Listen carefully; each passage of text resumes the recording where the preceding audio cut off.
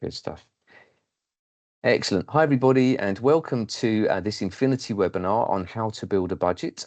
I'm Simon Kirby from Infinity, and I'm joined by my colleague, Guilherme. Guilherme, would you like to introduce yourself? Hi, everyone. It's a pleasure to be here. I'm Guilherme, or you can call me Gilly because I know that my name is not the easiest thing to pronounce. Simon and I, we've been working for Infinity for, what, 2.5 years? Yeah. Around that.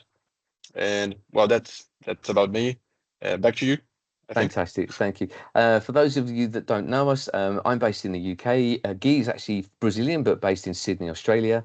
And yeah, we've been working together, as Guy said, for like 2.5 years and doing some fantastic things with our clients.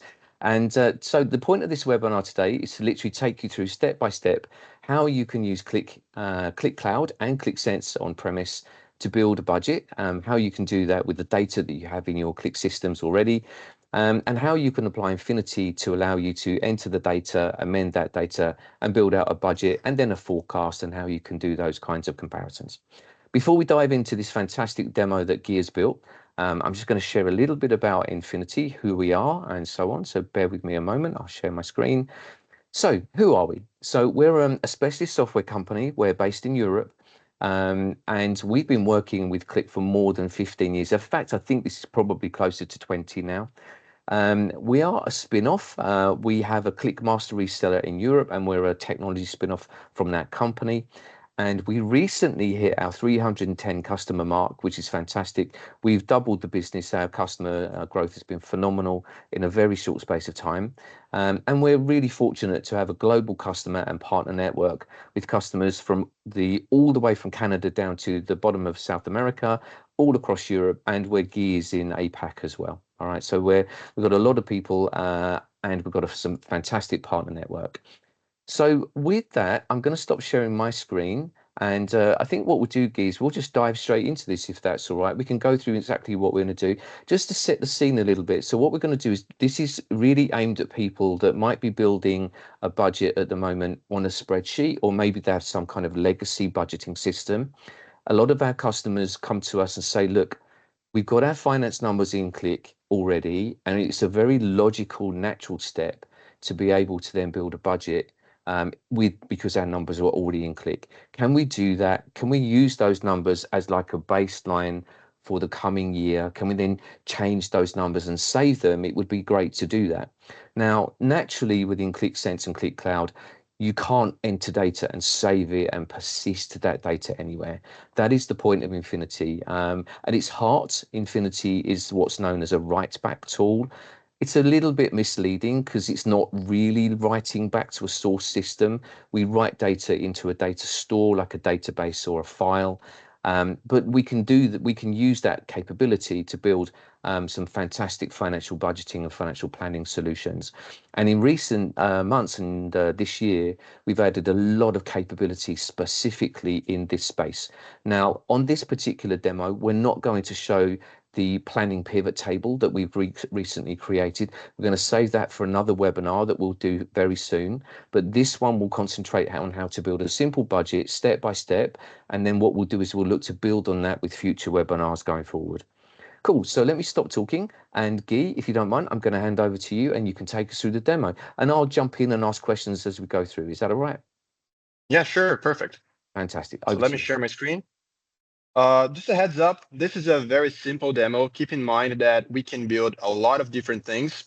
But to start with something that is more basic and more common, we have here a Qlik app. So very simple. There's one table behind it. As you can see, I have here dimensions, 2 dimensions, actually country. So I can select the countries from here. The filters will be applied. Products, same thing. The charts will be filtered and just like any other Qlik application, right? And I have columns with months. So let's imagine that we have a sales database with all the sales from 2025, imagining that we already closed 2025 to December. And now we want to start create a budget. So our first step is to use Infinity and start to create some editable columns on top of this. And how Infinity works is that as Simon said, it works in both cloud or on-premise, and we need a data storage, a table to start saving this data. Now I'm using Qlik Cloud. And the first step I'm going to show you is how I will create a table. So let me just go to the next sheet here where I have the same table. I have here a country, product, and multiple measures. In this case, I created them using set analysis, but it's really up to you as a Qlik developer, just to show you the object. So country, product, and all the measures that we have here, sum of January, sum of February, nothing special. Now, what I will do, I will first convert this object here into Infinity object. So you will see that it's possible to inherit everything. And after that, I will create one from scratch. So I'll convert this into Infinity object, and you'll see this error. This is because our object is ready to receive editable fields. So we need a table to point to and start saving data. To do that, I'll go to our Infinity platform, and I'll do here a webinar. I'll create a webinar table. And Guy, The just to name kind is of just for the. explain what you're doing here, just for the audience benefit. So what we have, I think, is the forms in the front end, right? But then behind it, we have to create a data storage where we're going to save that data. And what you're doing now is defining that data storage. Is that correct? That's right. We could choose SQL data sources, as we can see here. But in this example, we'll go the easy way or the fastest way, which is using our own Infinity service. So the data will be hosted here in our server. And we can just click a button and create a table. Excellent. So now it's creating the table for me, and I can refer to this table with a specific ID. Here it is. Now I can copy this ID, which is the form instance that we see here for this specific table, and I can paste in my form configuration. We don't have to go too technical, but this is part of the process so you can understand step by step what's possible. As you can see, the measures and the dimensions were inherited from the previous object. From here, I can start to add editable fields if I wanted. So just to show you one example, if I go to the very right, I can add here a text object. If I wanted simply like a comment field, right? And I could start to comment about the previous results. But that's not our goal for this demo. The goal But is to create. But You Guy, want to say just to something? add just an interesting point here, right? So I think this is an important thing to mention. Lots of people that begin using Infinity, this is a very natural first thing to do because you have the numbers, you can see the numbers, but sometimes people want to explain inside Qlik why something has changed, why it's gone up, or maybe why it's gone down, and why it's different from one year to the next or one month to the next. And the ability to write a text comment in here is a very obvious first thing to begin with. Yeah, even if you do nothing else, we haven't even begun to build the budget yet. But what we're doing is we're saying we have some numbers in here and we can explain something. And that's a very nice thing to do. And as you just saw, it's very easy to create that link between the form and a backend storage. It's really quick. You just have that ID that links that backend and the front end together, right? That's right. And then when I enter something in here, since my ID is linked to my tenant, it will automatically flow from here to the data storage that we have here in this table. I Okay, see. Yeah, understood. That's good. right. So now let me just go back and I will first delete this object. Okay, and we'll start one from scratch. So I'll go back here to the custom objects part, forms general. We have more objects, by the way, but the one that's used the most is the forms general because we can enter the multiple columns like this. So our dimension here, actually, first, let me put back the form instance ID here in the form configuration part. And now I can enter first my country column. Here it is. And the second is the product, just like what we had before. But in this case, I want product to be a key field too. We don't have to go into the details right now, but it's something that will save the product detail in the database together with the country. So these two will be the key field. And now I can go to form configuration and add my editable fields. As we said, we want to start a budget for 2026. So I will enter here a number field. I could be adding a checkbox, switch, date. We have multiple types of field. They do different things. Just for a demonstration, if I enter a date field, as you can see, it has a different type. So it's a calendar. I can choose it from here. It will save that specific date. And the others will do different things. So one for each kind of scenario. Um, we always hear from the customers what they need, what they want, and we put that on the roadmap. On Yep. the roadmap. So this is the result of years of interactions with customers. Yeah, I think there are 18 fields. If I counted them the other day, there are 18 fields. And I think the newest one we've added recently is the signature, right? We don't need to show that now, but it does let you physically sign in a box and capture that and link that signature to a set of criteria to explain what you're signing against. It's quite a nice way of doing a workflow and approval process, but that's for another time, right? So we'll cover that on another day. Cool. So going back here, I will first enter a number field, which will be January. So the column name is what will be saved in the database. Mm-hmm. So in this case, the first January, the label is for the end user. So I could write Jan or January, whatever. In this case, I'll just leave it as Jan. We have multiple options here to customize the style of the object. So the type or format of the number, if we want that with decimals or not, some alignment, the width in pixels. We can hide this column if we want or not, change the background color and other customizations, and even validate if this field should respect certain rule. So it should be higher than X, or it should be filled or not, mandatory. So we have this option here.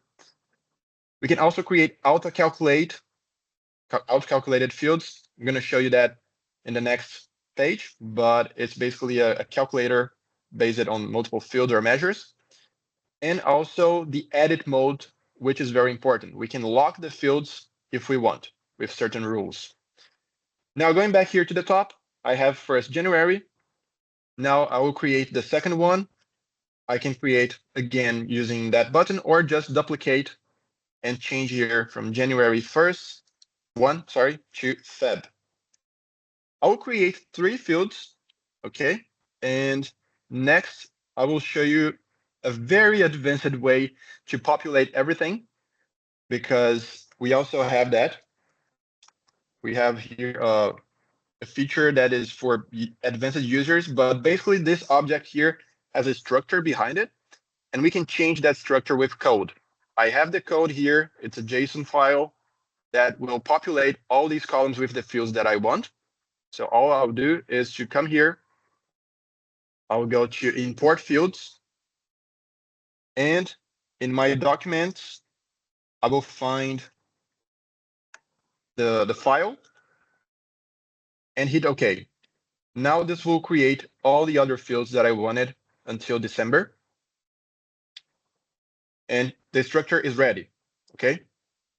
One important thing that many customers wanted and we were able to do is to enable copy and paste from Excel. So I have an Excel file here. If I copy, let's say, just these last rows or this last interval that I have and go back here and paste in this first part, you'll see that it will paste exactly that interval.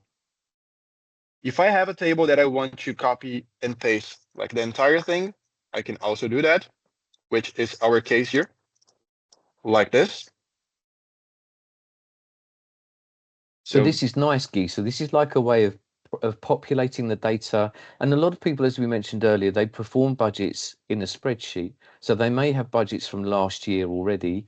And if you, what you're saying is if you create something in Infinity Forms that mirrors that spreadsheet and has the same columns and structure, then it's very easy to just copy and paste from your previous spreadsheet into here. That's one way, I guess, of pre-filling the data with last year's numbers, correct?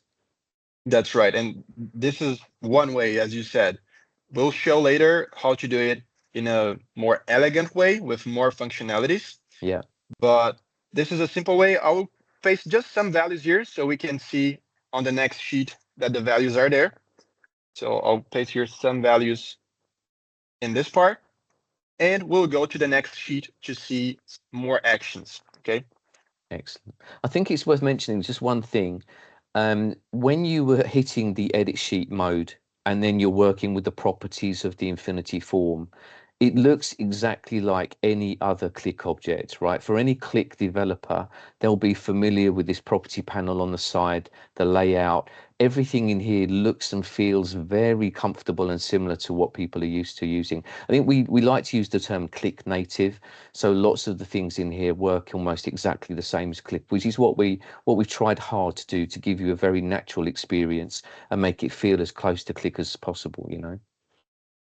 Mhm. And one thing that is very important is that we can also create some actions, custom actions that will do a lot of different things. Yeah. I'll give you one example very quickly, okay? Here we have an action section, and I can add a sequence. When we add an action, we need to trigger this action by either clicking a button or adding a role, doing something, and Infinity Forms will execute that. So I'll add here a new action. Right now, the activation type is a toolbar button, which means that I need to click on the button to activate the sequence. And in label, I can add anything. So I could enter here, for example, new button, and this label would be displayed here on the top. Now, this button will do something. I will define that, what will really happen here in configure actions. I have a list of things that I can choose, like creating an alert, which is very simple, basically a pop-up with a message like, hi, this is the Infinity webinar. Now, when I go back here and click on this button, that action is activated and I can see the message right here in front of me. So the end users would see the same. It could take me to a different sheet. It could open a page, change the value of a variable, add new rows, multiple things. And even I will go back here to this other page and I'll make this chart here a master item. Okay. I can display a pop-up with visualizations, charts like this. So going back here, going to this button, I will configure the action to first show me the alert, and the second action will be the master item. So I have the master visualization. Just to quickly go through the others, we have moving selection, select values, go to sheet, go to story, reload the app, REST calls, many advanced options. But going simple, let's go to master visualization. This will show me the list of master items that I have in the app. In our case, I just created this one. I can change the size of the visualization if I want. And here is a preview. I want to make Nice. it a bit more, like increase the width like this. And if I want the users to click the button, first see instruction, for example, and next see a chart, I can do that. So, Guy, for example, you could, if someone's working, let's say you're creating this budget, you need to send it out to different people to populate this form, which is one of the nice things about doing this because it will all be centralized rather than copying and pasting lots of spreadsheets, right? So you can do this and then you can give people an instruction set that says click here for instructions and it will give them guidance as to what to do. And maybe you could even give them another button that will show them previous year's numbers if they want to refer to something or anything like that, right? And I also think if I'm not mistaken, you could click this button and it would trigger other Qlik capabilities like a workflow in the Qlik Automate, or maybe even take data and feed it into a machine learning model, right? You're right. Yeah, we have here the QAA option. So whatever you have in Nice. automation, you can trigger from here. Perfect. Yeah, that's really cool. Okay, yeah, excellent. So sorry, I'm interrupting you. Carry on. No, please go ahead if you have more things to add. So going to the next sheet, I have here basically the same thing, but you'll see that this one is blank. And the reason is because I was referring in this object to a different table, to a different data storage. So you'll see that now if I go back here, copy this instance and populate it with the correct value in the form configuration, we'll see the same value that we had before. So it's pulling through the data that we saved in the storage, and now you're pointing this form at that new storage. Yes, that's right. Got it. That's why we're seeing the values that are in the storage. I see. Yeah. Nice. And here, what we will show is that we can add a total value that will automatically calculate the total for these fields, and also an approval field. How can we do that? It's very simple. I will add here a new column in our editable part. So form configuration, we can scroll down, and I'll add here another number field, but the name will be total. It could be anything, but in this case, I'll just make it like this, total. There we go. And as I mentioned before, we have here in field options this auto calculate. This allows us to refer to other fields in this object or in the data model, and basically play with them, do calculations, multiplications, whatever we want. There's a specific way to refer to these fields, and we can find the reference for each one of them in column order. So let's say that first, I just want to display January. I can come here to column order, scroll down, and I'll explain in a second why I have the fields duplicated. Here I have the reference, which is row.January, but in a sort of variable. Okay, this is what we call special variables. It's also in our documentation, but I can copy this formula reference and scrolling down here, paste this formula. Okay, now going back to the column, the total column, you can see that I'm referring to this column here. So whatever I type in here will be displayed in this total column. Now, the nice thing is that I can do operations, calculations, whatever I want. I can go back. I'll go back here to my total column. And to make it easier, I will change the column order. So my personal trick is when I have multiple columns, I just zoom out and I bring this from the bottom, and I do that with Qlik all the time, because Qlik also has this part for sorting, for multiple things like that. So going back here, now the total is on my left side, and I can change it. I will go back here to more options, and not only January, but I want to add February. So I'll do row.feb and row.mar. This will give me the total for the sum of these three columns automatically, right? So Guy, if we can just pause just for a moment, right? Because for me, this is an awful lot like Excel. One of the benefits I think everyone loves about Excel is the fact that you've got this really good way of referencing an individual cell in a sheet, yeah? A1, B2, C3. You can do A1 plus B2 plus C3, and you can do that really easily in Excel, right? It's very intuitive. I think what we're saying is we're using this special variable, we can do something very similar, right? So we can effectively recreate that Excel experience inside this form, yes? Yeah, that's right.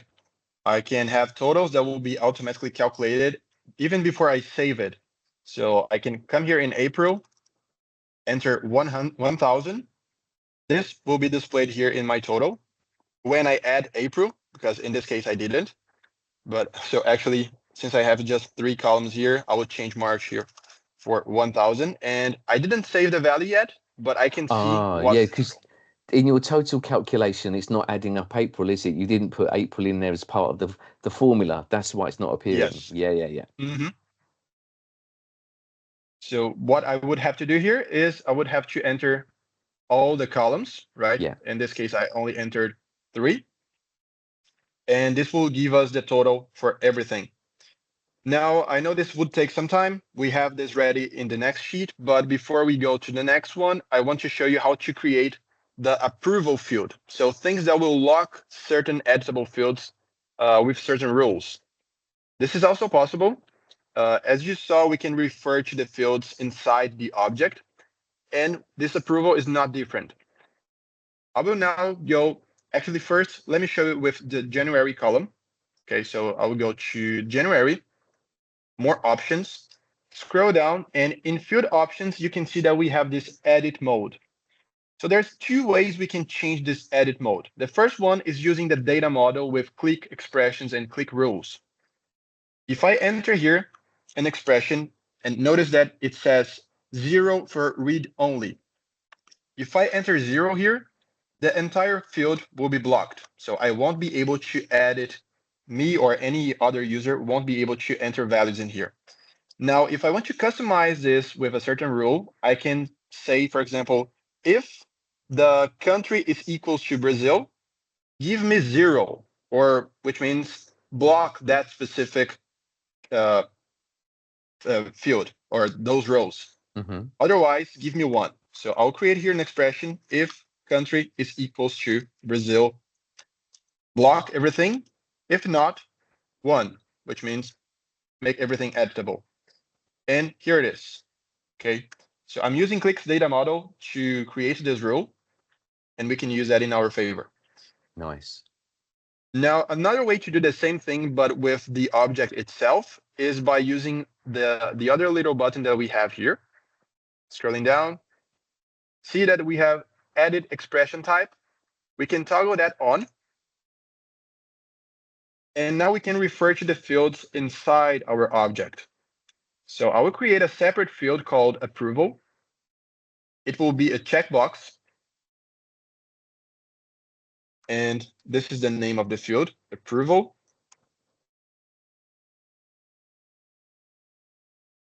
I will bring it to the first position again, the same way I did it before. So just moving it up. Yeah, here it is.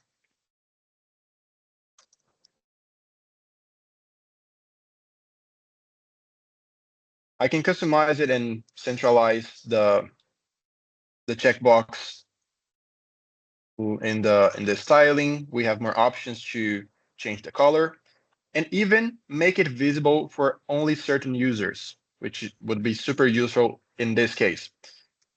But So going back that here, means, so Guy, just on that point, so what you're saying is if some people were able to enter their particular number, so let's imagine using your data in the data model, right?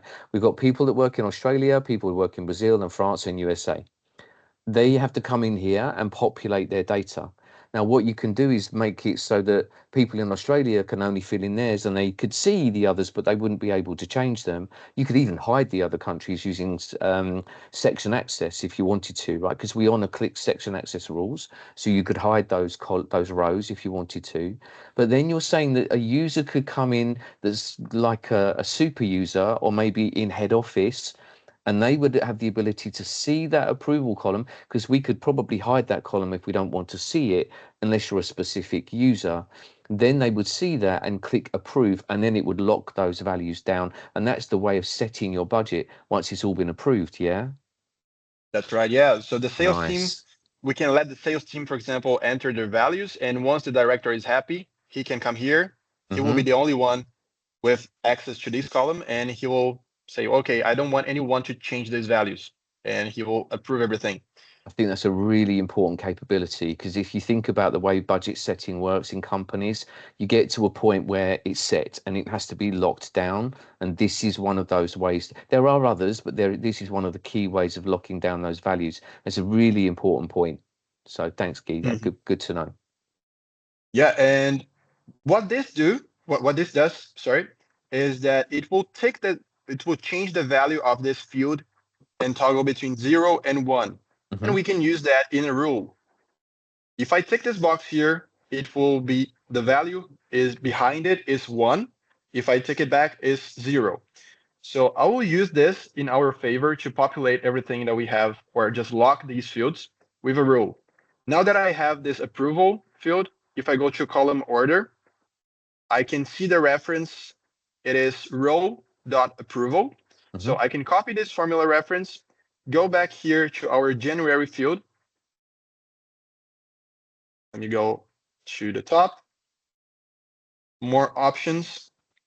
And in field options, I have here the edit expression type, change it to the form field expression. And I will create a very similar expression to what I did before, using if. So if my row approval is equals to 1, which means that the box is ticked, I want this to be 0 because I want to lock that field. If not, I want it to be open, right? Mm-hmm.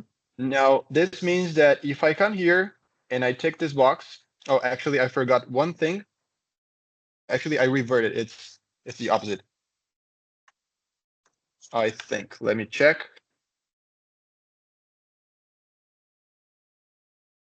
Or I forgot to put it in single quotes.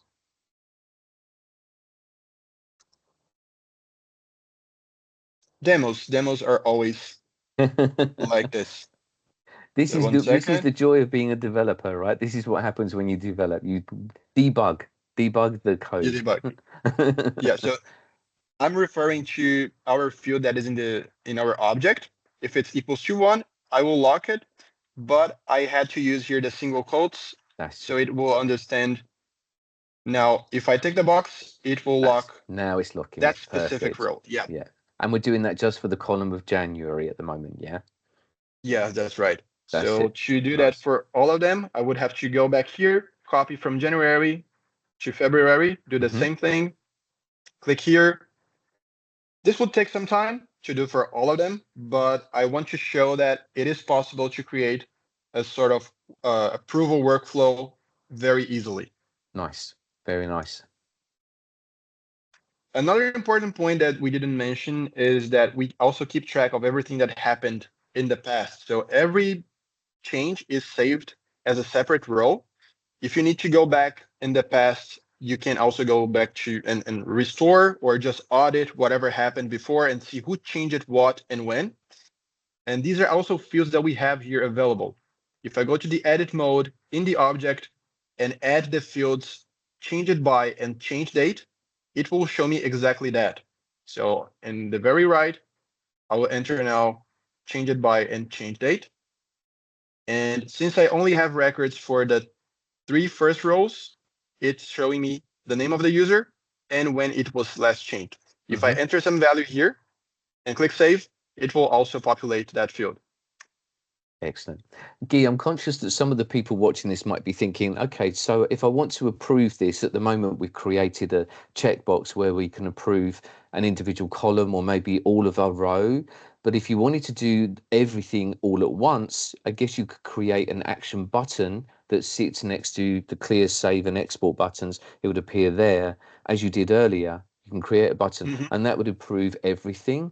And I think there's another way, right? If we have at the bottom of each one of these columns, we aren't showing it here, but you have something called a bulk update setting. You could change that and make that visible, and then you could put a checkbox at the bulk update setting, and it will update, approve everything, wouldn't it? Yeah. That's right. In each one of these fields, we have the option to do a batch update. Let's say that in approval, just like you said, you want to do a batch edit. Batch edit. can Yeah, that's the word. Batch edit. Yeah.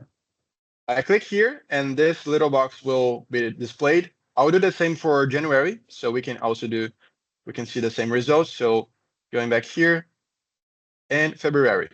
Okay, so just quickly turning this on for these specific columns. This means that if I click here and click on this button, it will lock everything because in this case, I checked all these columns at once. Yeah. Same thing for January. If I want to change the value to 500 in every row, I can do that without going one by one. Yeah. Nice. There's some really nice features that let you do big things quickly, isn't there? Which is quite cool. Yes. And I think now we can show a little bit of what's possible. So as you can see, there are many possibilities, but there are many other use cases that are different from what we are showing here. But we created something like the art of the possible. Keep in mind that this is like super simple, just click logic with Infinity Forms. So thinking about creating the same thing. So let me just change again the instance of this object. Behind this object, I also have some measures, some click measures that are referring to January, February, March, and we can hide them. So let's say that we want to populate this in a way using last year's data. So what's last year's data? It's hidden behind it, but I can display like this as I scroll, as I slide this slider to the right. So I want to see the last 7 months of last year. So I can do that. I can see the 12 months. So this is everything from last year. Okay. And I'm just using Qlik rules here to hide and display the fields. So if I go to the right, I will see editable fields. If I go to the left or to the right, it will display or hide certain fields. Now, we also have an action button here on the top that will enable 2 extra columns. One to add a rate, and another one is an action button to change this rate. So let's say that I want to double everything that we had in last year. If I click here, it will show me exactly that amount. It will duplicate or apply this 100% to that value, and we can populate that. If I just want to run everything like this, copying everything from last year, I can do that individually. So this is possible. This is simple, nothing special. And just come here and save your results. Okay. Another thing that is possible is to do a batch copy, which will take this rate here. Or if we want to just apply 100% for everything that we had last year, I can click here in this batch copy. It will duplicate everything, and we'll see the difference here. We had in last year we had like 298, and currently we have a total here for every column with a total of 596. We can change this rate. We can customize it to do whatever we want. But this is one example of what's possible that will facilitate and save you time, centralizing everything inside one platform, which is Qlik and Inphinity. So Guy, let's kind of put this in the context of a financial planner. So essentially what we're saying is it's very easy to give them access to last year's actuals, the actual numbers that were saved for their performance. We can bring those through. We can bring that through, I guess, for both revenue, but we can also bring it through from cost items. And we can do that just by using Qlik's connectors to connect to ERP systems, general ledger systems, or even spreadsheets. So we can pull that data into the data model. We can use that as a baseline for this year's budget. And then using this pre-fill capability, you could then say, okay, I want for this country to increase everything by 5%. But for that country, I want to increase everything by 10%. Or you could just say across the board, I want everything to be increased by 15%, whatever that might be, right? So you can do that. Obviously, it doesn't have to increase it. You could make it go down if you want to, right? But it's up to you. You get the ability to take those numbers from last year and then change them. And then you can then send it to people and say, this is head office's view of what we think. What does the region think? Let them come in, amend it, save it, and then, of course, apply your approval process and lock it down. Seems like a fantastic workflow to me. That's right. And just keep in mind that these are actions that I created actually specifically for this demo, but you can create whatever you want. Let me quickly show what's behind this. So it's a button. If I go to actions, I have 3 different actions. One is pre-fill. Okay. If I go to configure actions, it will set a variable to hide or display these 2 columns that I have here. This is the first one. Yeah. So if I click here, it will hide these columns because it's changing the value of the variable. If I click again, it will bring them back. So that button's doing nothing more than showing and hiding the columns. That's right. Excellent. And if I'm not mistaken, we simply hide the column by changing the column width to 0, right? It's as simple as that. Exactly. Yeah. Nice. Okay. Now the magic, let's say, behind populating the editable fields is in this other button that I can change the name. I can call it ABC or whatever I want. And this will change in here too. But I added these arrows, and then the actions here are related to the editable fields. So there's an action called set cell value. So we can set the value of the cell. We choose it from here. So the editable column is January. And then I can refer to a measure or anything that I want that is inside this object and do a calculation. So my expression here is I'm referring to the measure January, the actual measure from last year, times 1 plus the rate. That's why we have that effect. We can just do that for every single month. Mm-hmm. And then when I click here, this action is triggered for that specific row. And that's why we see the results populating with the last year result, or in this case, using or not the rate that I have here. So if I increase this by 50%, can click here, and we'll see the results coming through. Excellent. That is really cool. Now, I know we can also do this kind of thing in a different form that Infinity has, which we call Infinity Planning Pivot Table. That works as a pivot table. At the moment, we've been working on what we call is a straight table, right? And adding capability in. Some of this pre-exists actually in our planning pivot table, but we'll save that for another webinar. Just to let everyone know, come and join that webinar. We'll run something like that in the next few months as well, which will be amazing. So, Guy, is there anything else we think we need to show, or should we tell people? There's more. There's more. There's so many things we could show, but I know that time is not infinite. So I'm going to show you one more thing that is very interesting. As you can see, we don't have the totals here on the top. There are two ways we can display the totals or the calculations. There are results from the inputs. One would be to load whatever we have here in the object. So just going back here. One would be to load whatever we input here in forms back into the data model. Mm-hmm. And the other one is using SSE. SSE is the server-side extension, so we connect directly to the database, and we can pull the data from there. So that's what I'm going to do very quickly so you can see how easy it is. If I go here to form configuration, advanced settings, first I need to set a variable, create a variable. In this case, I'll just call it VSSE. And I need to create a connection to the instance that is like a different connection than the normal one. It's called Advanced Analytics. So I need to enter here in that instance and create an API token. So using this API token, I can come here to the SSE wizard, paste it. Our wizard will create this connection automatically. And then I can go back here in the object, in January, more options, and I have the totals function. Now, if I set this to sum, it will sum the values that we have here without any reload, without anything external. So whatever I change in this column, I will now enter 100 here, 100 here. The moment I click save, Qlik will do like a requery our table, and it will display the value here updated. This could be used in a KPI, in another object.